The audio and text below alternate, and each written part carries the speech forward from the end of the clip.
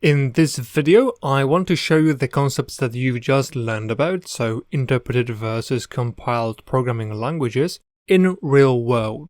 How does they look like and how do you interact with them when you are using them on a day-to-day basis? But first, I want to make you a little bit more familiar with the environment I'm going to be using.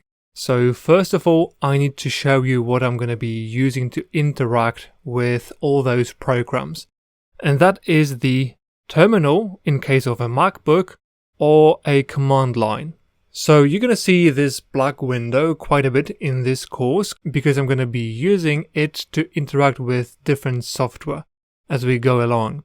But don't be afraid. I know this looks a bit intimidating and scary, but all it is a text-based interface to interact with different software installed on your computer. In case of Mac, the name of this command line interface is called terminal, and what it allows you to do is to give the computer commands with text prompts. In this case, I've asked it to print the working directory, pwd, and it provided me with that. And you can do a lot of things, including you can talk to the programming language of your choice that's installed on your machine directly. In this case, I've asked Python 3 what sort of version I'm running on this computer, and the version is here. This is the Mac version. It's a little bit different on Windows. On Windows, we got something called a command prompt. This is basically a legacy command prompt interface from DOS systems. It's used for simple debugging and running some batch processing.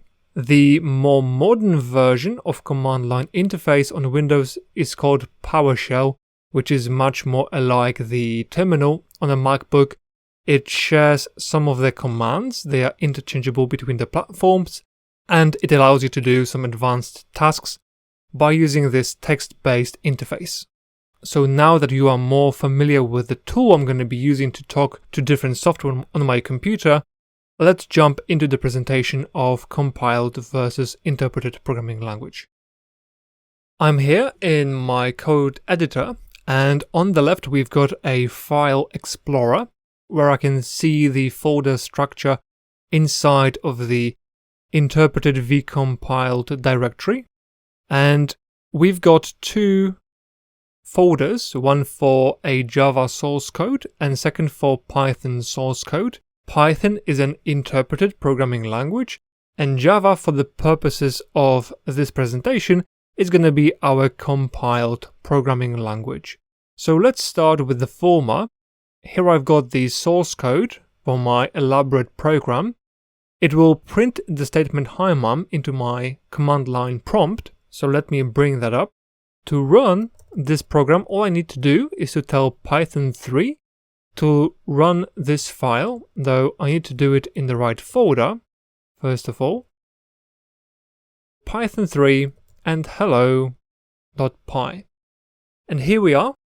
And remember, the Python interpreter went over the contents of the source code file, in this case hello.py, and run the code line by line, and thus giving us the output into my command line, "Hi Mom." So that was pretty easy. All it requires is to have Python installed on your computer. Python 3 does not come standard on some computers, so if you don't have it installed, it needs to be installed first to run these commands. So let's take a look at how we deal with Java. Java is a little bit more cumbersome than Python. So as you can see, the code is much longer, first of all, but it basically does the exact same thing. Java, being a compiled language, requires a slightly different approach to be able to run this program. First of all, let me change over into the Hello Java directory. In here, I need to first of all compile this program, and then I'll be able to run it. So the command to compile that is javac, so java compile, and we've got himam.java. It will take a second to produce this output, himam.class, and as you can see, the editor is not displaying any contents of this file. And it says the file is not displayed in the editor because it is either binary or uses an unsupported text encoding.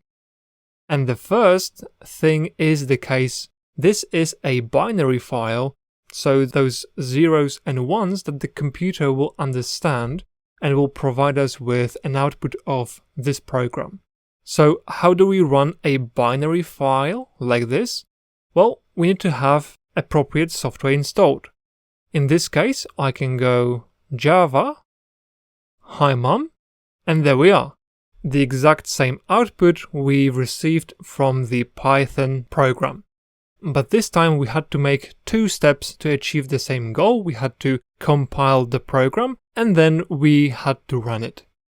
And I would also draw your attention to the fact that even though this file is ridiculously short, it just has 5 lines, it took the Java compiler a second or two to output the binary file. Imagine how much longer it would take the compiler to run a program that consists of thousands, tens of thousands, or even more lines of code. And this is one of the key differences when developing in either a compiled or interpreted programming language. Although obviously, as we've already mentioned in the theoretical sections, compiled program does have its advantages in terms of speed.